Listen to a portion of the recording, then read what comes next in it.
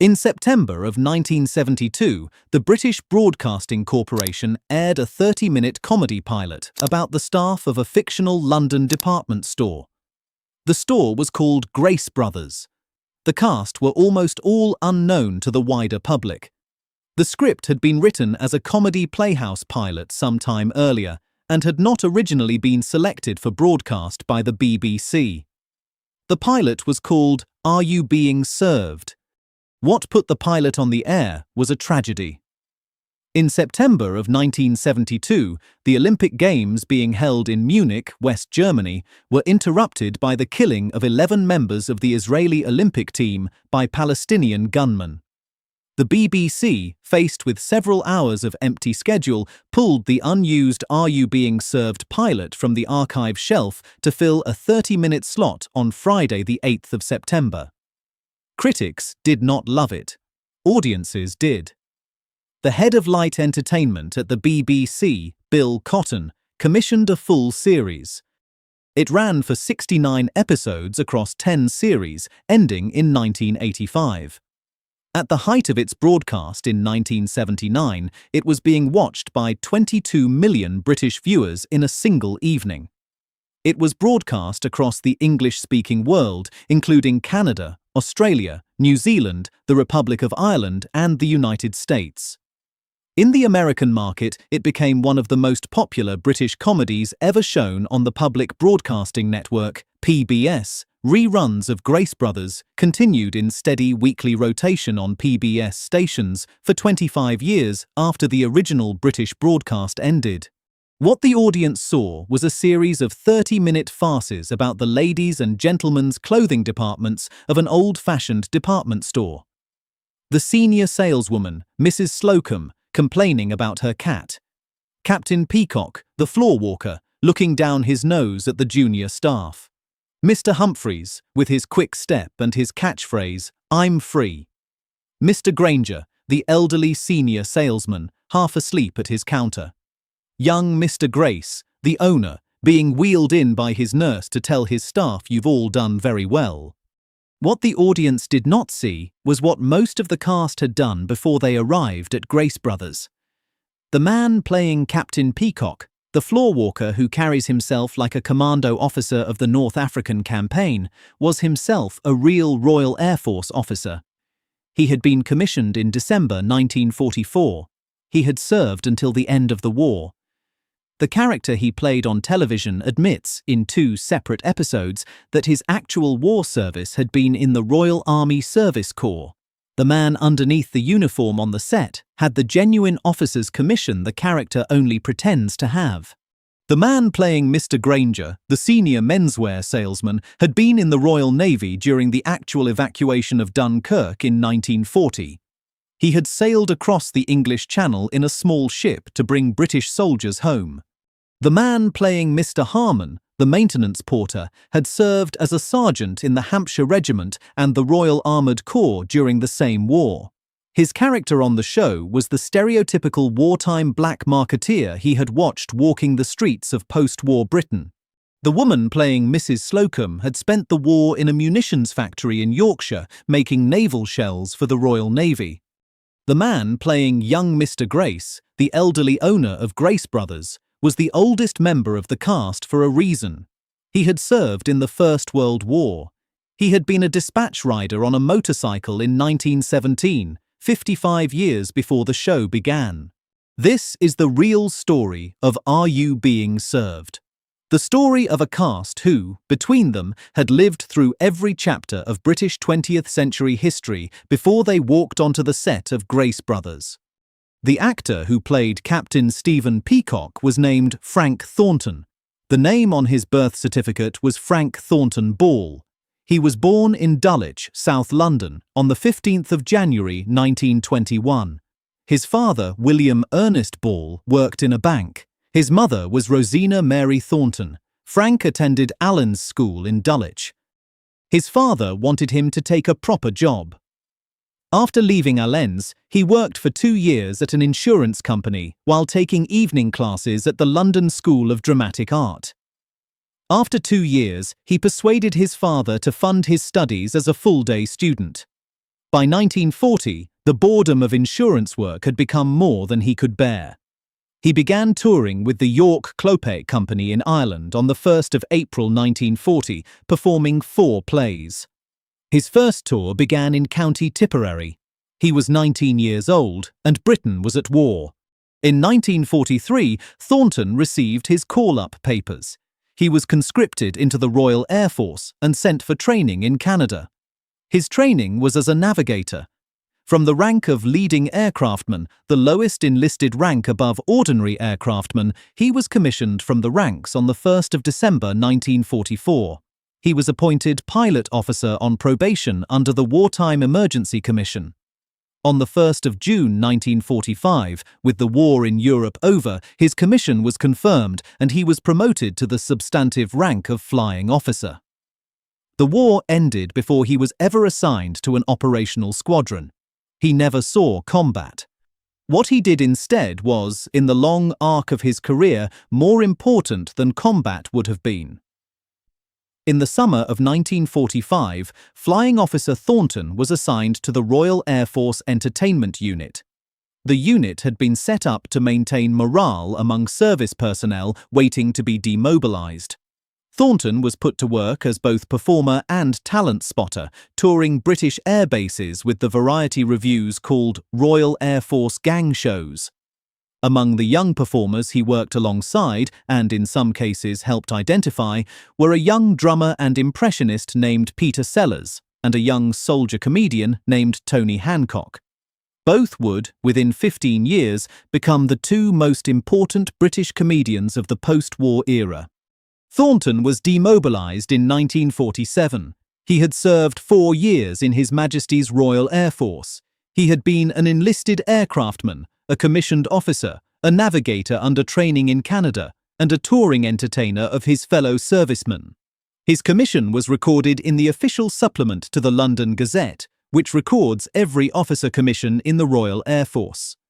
He had married the actress Beryl Evans on the 5th of June 1945, the very week his commission was confirmed. The marriage lasted until his death 68 years later. The couple had 1 daughter, Jane. When the BBC cast Frank Thornton 27 years later as Captain Peacock, the floorwalker of Grace Brothers, the joke at the heart of his character was already being written before he arrived on set. Captain Peacock talks about himself throughout the 13-year run of the show, as though he had been an officer in the Royal Engineers or a commando, fighting Field Marshal Rommel in the North African campaign. On 2 separate episodes, however, he admits that his actual war service had been in the Royal Army Service Corps, the logistics arm of the British Army. Mr. Mash, the maintenance porter, tells the rest of the staff that Captain Peacock had probably only served in the NAFI, the canteen and welfare service. The audience is left to decide which version to believe. The audience in 1972 laughed at the joke. The audience did not know that the man wearing the morning suit, the bowler hat and the tightly knotted tie was, in real life, an officer of His Majesty's Royal Air Force who had been commissioned during the actual war the character only pretends to remember. Frank Thornton went on to appear in all 69 episodes of Are You Being Served? From 1972 to 1985. He reprised the role in Grace and Favour, the 1992 sequel. He played Herbert Truelove in Last of the Summer Wine for the show's final 10 years. He died on the 16th of March 2013 in Barnes, London, at the age of 92. The character he played on television was a man who pretended to be an officer. The actor underneath the costume had been the real thing, in the uniform of a different service, in a different war, and his first real audience had been Peter Sellers and Tony Hancock. The actor who played the senior salesman, Mr. Grainger, was Arthur Brough, born Frederick Arthur Baker in Petersfield, Hampshire, on the 26th of February 1905. He was 67 when the show began, the oldest senior cast member by 16 years, and stood just 5 feet 2 inches tall. He had wanted to be a teacher, failed to find a post, and become a clerk in a solicitor's office. Bored, he began amateur theatricals, sharing some early stages with another young unknown of his generation, a Scottish actor named Alistair Sim. In the mid-1920s, Brough trained at the Royal Academy of Dramatic Art. He met his future wife, the actress Elizabeth Addyman, in a Shakespearean touring troupe. They married in 1929. The newlyweds used their wedding dowry to rent a small repertory theatre on the seafront of Folkestone in Kent, naming the company the Arthur Brough Players. The theatre would run, with a break for the war, until 1969. In 1940, with the theatre suspended and Britain at war, Brough enlisted in the Royal Navy. In May and June of that year, the Navy carried out Operation Dynamo, the evacuation of more than 338,000 British and Allied soldiers from the beaches of Dunkirk in northern France. The operation used every available naval ship and hundreds of small civilian vessels, the famous Little Ships of Dunkirk. Arthur Brough was one of the Royal Navy men in that evacuation. His ship returned to the rescue scene several times across the 9 days of Dynamo, each crossing under air attack from German fighters and bombers. He served in the Navy for the rest of the war. On demobilization, he reopened the Folkestone Theatre. Over the following 20 years, the Arthur Brough Players became one of the British provincial theatre's most important training grounds. Peter Barkworth started there in 1948. Eric Lander, later the first detective in the television series No Hiding Place, started in 1949. A young Trevor Bannister also began with the company and would later sit beside Brough on the menswear counter at Grace Brothers as Mr. Lucas. In 1972, at the age of 67, Brough was cast by Jeremy Lloyd and David Croft as Mr. Grainger, the half-asleep senior menswear salesman. He stayed for 5 series and the 1977 film. Throughout that time, his wife Elizabeth was seriously ill. In March of 1978, around Easter Sunday, Elizabeth Brough died. She had been married to Arthur for almost 50 years. Within days, Brough told the BBC he was retiring. He moved to his daughter Joanna's home. Lloyd and Croft contacted him through her. They were writing a new storyline for Mr. Grainger in the 6th series, hoping to bring him back. He died on the 28th of May, 1978 in Folkestone. It was 9 weeks after his wife. He was 73 years old. The producers chose not to recast Mr. Grainger. They wrote a new character instead, played by James Hayter. The man who had crossed the English Channel under enemy fire in 1940 to bring British soldiers home from a beach in France had become one of the most loved background figures of British television in the 1970s, and had then died, by all accounts, of grief for his wife. The maintenance porter at Grace Brothers, Mr. Beverly Harman, was introduced to the show in 1976 to fill the gap left by another departing cast member. The actor who played him was Arthur English. He had been born Arthur Leslie Norman English in Hampshire on the 9th of May 1919. Aldershot was, and remains, the home of the British Army. English grew up surrounded by soldiers. When the Second World War broke out, he was 20. He enlisted and served with the Hampshire Regiment and later the Royal Armoured Corps, the tank arm of the British Army. He rose to the rank of sergeant. While still in uniform, he married his childhood sweetheart Ivy Ruth Martyn in 1941. The couple would remain married for 34 years until Ivy's death in 1975. They had a daughter, Anne Faith, and a son, Anthony. After demobilization, English returned to Aldershot and worked as a painter and decorator. In the evenings, he performed semi-professionally as a stand-up comedian in local venues, polishing the act that would, by the end of the 1940s, make him famous. In 1949, with Ivy's encouragement, English bought a day return ticket to London and auditioned at the Windmill Theatre with his stage partner, Johnny Carroll. They failed. He returned alone for a second audition with the Windmill's impresario, Vivian Van Dam. He was hired on the spot, on the 16th of March, 1949, Ivy had sewn him an enormous kipper tie out of brightly coloured curtain material. He wore it on stage with a trilby hat and a white jacket with padded shoulders. The character he played was the wartime Spiv, the British term for the wartime black marketeer, the smooth-talking man on the street corner who could get you butter, stockings or cigarettes without coupons. Arthur English had spent the actual war in uniform alongside the men who fought the Spivs. He played them perfectly. Despite being a Hampshire man through and through, he built his career playing a Cockney Spiv, but always delivered the lines in his own Aldershot accent. He became known as the Prince of the Wide Boys. His catchphrase was, "Play the music, open the cage." Within 3 years, he was the most recognisable Spiv on the British radio and stage. When he joined Are You Being Served in 1976 as Mr. Harman, he was 57 years old. The kipper tie was gone. Mr. Harman, the slightly insolent maintenance porter who looked the senior staff up and down with a mixture of contempt and amusement, was a quieter version of the Spiv he had played for 25 years. The man underneath was, by then, a respected character actor with a wartime sergeant's record. He stayed with the show until 1985. He died on the 16th of April 1995 at Frimley Park Hospital in Surrey at the age of 75. The cause was complications from emphysema. The actress who played Mrs. Betty Slocombe was named Mollie Sugden. The name on her birth certificate was Isabel Mary Sugden. She had been born in the town of Keighley in the West Riding of Yorkshire on the 21st of July 1922. Her father ran an iron and steel foundry in the West Riding. She remembered, all her life, the moment she discovered comedy. She was 4 years old, at a village concert near her home, when she heard a woman read a comic poem aloud. The audience laughed. The following Christmas, the young Isabel Sugden recited the same poem from memory in front of her family, and made the room laugh.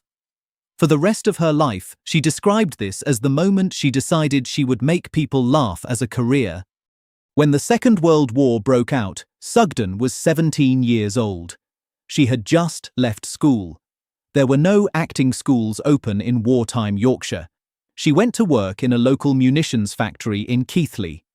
Her job, for the duration of the war, was the manufacture of shells for His Majesty's Royal Navy. The work was dangerous, physically heavy, and unrelenting. She did it for 5 years.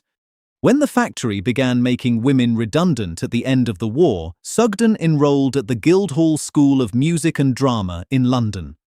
She trained for 2 years. She then spent 8 years in repertory theatre in a company that included the young comedians Eric Sykes and Roy Dotrice. She earned £3 a week. On the 29th of March 1958, at the age of 35, she married a fellow actor named William Moore. They had met at the Swansea Repertory Company in Wales. They would be married for 42 years until his death in April of 2000. Their twin sons, Robin and Simon, were born in October 1963, when she was 41 years old. When she walked into the BBC casting office in 1972 to read for the role of Mrs. Slocombe, the senior saleswoman of the ladies' department at Grace Brothers, she was 50 years old. The character of Mrs. Slocombe, with her ever-changing hair colour, her unyielding sense of her own dignity, and her devotion to her cat at home, was something Mollie Sugden played for the next 13 years. The cat became one of the most discussed offstage characters in British television history. The actress underneath, by then a wife and mother in her 50s, had spent 5 years of her young life making shells in a Royal Navy munitions factory in West Yorkshire. She had made the shells that the Royal Navy fired in the war that had stolen her acting school. Mollie Sugden died on the 1st of July 2009 at the Royal Surrey County Hospital in Guildford of heart failure at the age of 86. Her last public appearance had been at the funeral of her co-star Wendy Richard 4 months earlier. The oldest member of the original Are You Being Served cast was Harold Frank Bennett, who played young Mr. Grace, the ancient and amiably callous owner of Grace Brothers. He had been born in Hastings, on the Sussex coast, on the 17th of November 1898. He was 73 when the show began. He left school at 12 and was briefly apprenticed to a jeweller. Before he turned 16, he had run away to North America with a travelling circus, where he worked as a clown.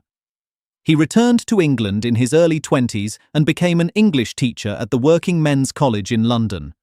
In 1914, when the First World War began, Bennett was 15. By the time he was old enough for active service, the war was in its final 2 years. He served on the Western Front as a dispatch rider, carrying messages between command posts. He used a horse first, and later a motorcycle, riding through the same shelled landscape that had killed an entire generation of British men. He survived. After the armistice, he turned to the stage and worked, through the 1920s, with the most celebrated names of British theatre, including Noel Coward, Donald Wolfett, and Henry Ainley. The Great Depression of the 1930s drove him out of acting. He became a designer draftsman with a London lighting company for 30 years. He retired in 1964 at the age of 65 and immediately returned to acting. The television producer David Croft spotted him in a production of The Rose and the Ring and cast him in the 1972 pilot of Are You Being Served? As young Mr. Grace. The character was a frail, semi-conscious old man wheeled around the floors of his own department store by his nurses. The joke was that the owner was always called Young Mr. Grace. When his fictional elder brother was introduced into the show in 1981, played by Kenneth Waller, the actor playing Old Mr. Grace was, in real life, 29 years younger than the actor playing Young Mr. Grace. Bennett would deliver the show's running catchphrase, "You've all done very well," in a voice that suggested he was no longer entirely certain where he was. The actor delivering that line had outlived a generation of Western Front dispatch riders by more than 60 years. He had ridden a horse under shell fire when most of the audience watching him in 1975 had not yet been born. Harold Bennett also played the elderly Mr. Blewett in David Croft's other great wartime sitcom, Dad's Army. He died of a heart attack in London on the 11th of September 1981 at the age of 82, having filmed his final scenes for the 8th series of Are You Being Served before his death. The Christmas special broadcast 3 months later was the last time British television audiences saw the dispatch rider of 1917. Among the supporting cast was a smaller but no less interesting story.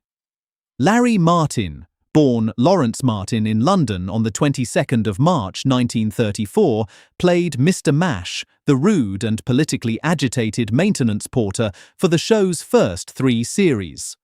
Martyn had been too young for the Second World War. He was 5 when it began, 11 when it ended. At the age of 12, in 1946, he ran away from home to join the Bartram Mills Circus, and spent his teens as a young acrobat and variety performer on the London stage. When he was called up for compulsory British national service in the early 1950s, the army was rebuilding and recruiting men for the airborne. Martyn joined the Parachute Regiment, the elite formation that had jumped at Arnhem and Pegasus Bridge a decade earlier. He served in the Maroon Beret of the Paras and continued parachuting as a hobby for years after he left the army. He returned to acting and became famous as Mr. Mash, the union-conscious working-class voice of Grace Brothers, mocking Captain Peacock's pretensions and pushing back against management. He left the show after the 3rd series for another sitcom called Spring and Autumn and was replaced by Arthur English's Mr. Harman. There was one other role of Martyn's worth mentioning here. When James Beck, the actor who had played the Spiv Private Walker in Dad's Army, died suddenly in August of 1973, David Croft recommended Larry Martyn to take over the role in the BBC radio version of the show. Martyn played Private Walker on Dad's Army radio for the 2nd and 3rd series, broadcast in 1975 and 1976. He was, by then, working in 2 different David Croft worlds at the same time. Grace Brothers on television and the wartime Home Guard of Warmington-on-Sea on radio. Larry Martyn died on the 7th of August 1994 at the age of 60 at his home in Kent. He had served in the Parachute Regiment, the regiment of Richard Todd at Pegasus Bridge. The younger members of the cast were children during the Second World War. They had grown up in the rubble of the Blitz, the post-war ration queues, and the new welfare state. John Inman, who played the famous Mr. Wilberforce Claiborne Humphries with his quick step, his light voice, and his catchphrase, "I'm free," had been born Frederick John Inman in Preston, Lancashire, on the 28th of June 1935. He was 4 when the war began, 10 when it ended. At the age of 12, his family moved to Blackpool, where his mother ran a boarding house and his father owned a hairdressing business. As a child, he taught himself dressmaking. He never married a woman. From 1972 onwards, he lived with his long-term partner, Ron Lynch, and the two men formally entered into a civil partnership at Westminster Register Office in December of 2005. This was a difficult position to occupy in 1972, only 5 years after the Sexual Offences Act of 1967 had partially decriminalised private relationships between men in England and Wales. Inman never publicly discussed his private life during the show's broadcast. The character of Mr. Humphries became, by general critical consensus, the most loved gay character on British television without ever being publicly identified as such. Inman defended the character to his last days as a celebration, not a stereotype. He was named BBC Television Personality of the Year in 1976. He was the only original cast member to reprise his role when an Australian version of Are You Being Served was made in the late 1970s. He died of complications from hepatitis A on the 8th of March 2007 at the age of 71 at St Mary's Hospital in Paddington, London. Wendy Richard, who played the young Cockney saleswoman Miss Shirley Brahms, had been born Wendy Emerton in Middlesbrough, in the North Riding of Yorkshire, on the 20th of July 1943 during the war itself. Her parents ran the Corporation Hotel in the town. Her father took his own life in 1954 when Wendy was 11. The trauma stayed with her. She paid her own way through the Italia Conti Academy of Theatre Arts by working in London department stores. The Cockney accent she made famous as Miss Brahms was not her own. She was a Yorkshire woman who had learned to speak Cockney in the shops of central London. When Are You Being Served ended in 1985, Wendy Richard walked straight into the new BBC soap opera EastEnders, where she played the working-class matriarch Pauline Fowler for 22 years, from the first episode in 1985 until 2006. She was awarded an MBE in 2000. She was married 4 times. She died of breast cancer on the 26th of February 2009 at the age of 65. Nicholas Smith, who played the bumbling departmental manager Mr. Cuthbert Rumbold, had been born in Banstead in Surrey on the 5th of March 1934. He had trained at the Royal Academy of Dramatic Art, then spent years at the Royal Shakespeare Company and in the Mousetrap in London's West End before joining the show in 1972. He was the last surviving member of the original Are You Being Served cast, outliving all of his fellow performers. He died on the 6th of December 2015 in Sutton, London, at the age of 81.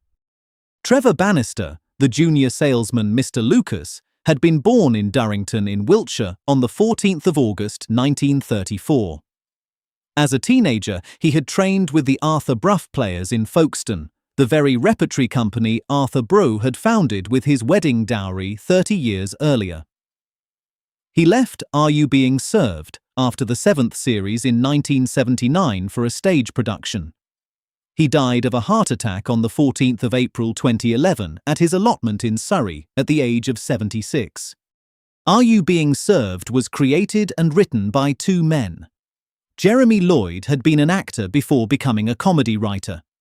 David Croft was an established BBC comedy producer. He had created Dad's Army with Jimmy Perry in 1968. He would go on with Lloyd to create Allo Allo and Hi-de Hi after Are You Being Served ended. The original idea for the show had come from Jeremy Lloyd, who, in the early 1950s, had briefly worked at the menswear counter of Simpsons of Piccadilly, a London clothing store. He remembered the rigid hierarchies, the staff-only rooms, the senior salesman who looked down on the juniors, and the gentle, slow comedy of customers who could not decide between blue or grey. He brought the idea to Croft.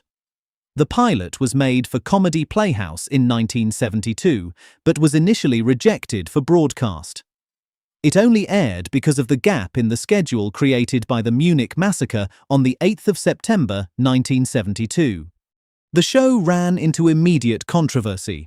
Mrs. Slocombe's repeated references to her pet cat at home, often delivered just as Captain Peacock entered the scene, were considered by some senior BBC executives to be inappropriate for an early evening family audience. The BBC eventually let the jokes stand. The cat became a national catchphrase. Mrs. Slocombe's grievances about her cat were referenced in newspapers, parodied in other shows, and quoted in the British Parliament. The show was sold to American public television in 1985. It ran in steady weekly rotation on PBS for the next 25 years. It introduced an American audience that had never heard of Grace Brothers to the entire vocabulary of 1970s British comedy. Are You Being Served became one of the shows that built the financial base of British comedy on American public broadcasting throughout the 1990s. The cast appeared together in 5 Christmas specials. They reunited in 1992 for the spin-off series Grace and Favour, in which the staff of the now-closed Grace Brothers inherit and try to run a rural country hotel. The show ran for 2 series. By 2015, every original cast member had died. The actor who outlived them all was Nicholas Smith, who survived to the 6th of December that year. The last to perform of the regular cast was Mike Berry, who had joined the cast in 1981 as the new junior Mr. Spooner. The British department store was, by 1985, dying. The 10 series of Are You Being Served caught, almost by accident, the final decade of a kind of British life that had not yet vanished. The morning suit on the floorwalker. The senior salesman in his 70s. The strict separation of men's and women's clothing. The boarding house mother in the next aisle. The cast that played those characters were, themselves, the last generation of British actors who had walked directly from the Second World War onto the television set. They did not put their service in the publicity material. They did not lecture the younger cast on what they had done. They appeared every Saturday evening in morning suits and bowler hats, and they played the joke. Frank Thornton, the floorwalker accused of inventing his military rank, had been commissioned a pilot officer in the Royal Air Force in December 1944.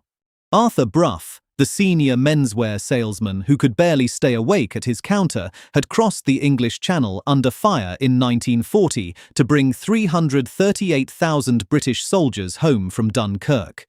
Arthur English, the porter with the easy insolence, had served as a sergeant in the Hampshire Regiment and the Royal Armoured Corps from 1939 to 1945.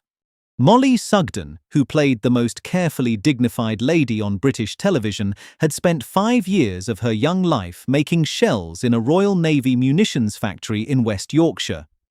Harold Bennett, the half-dead owner of Grace Brothers, had ridden a horse and then a motorcycle through the shelled fields of the Western Front in 1917. Larry Martyn, the cheerful porter, had jumped from aircraft as a paratrooper of the Parachute Regiment. The Sexual Offences Act of 1967 had not yet existed when John Inman first imagined a career as a male performer. Wendy Richard was only a child when her father took his own life. The cast that walked onto the set of Grace Brothers every week carried, between them, every chapter of the British 20th century. The audience that watched them, week after week for 13 years, was watching not just a comedy. It was watching a generation of men and women who had been quietly heroic in the world before, now wearing morning suits, making people laugh. If their stories moved you, please subscribe to Cinema Peak so the next forgotten chapter of cinema's war can find you when it is ready.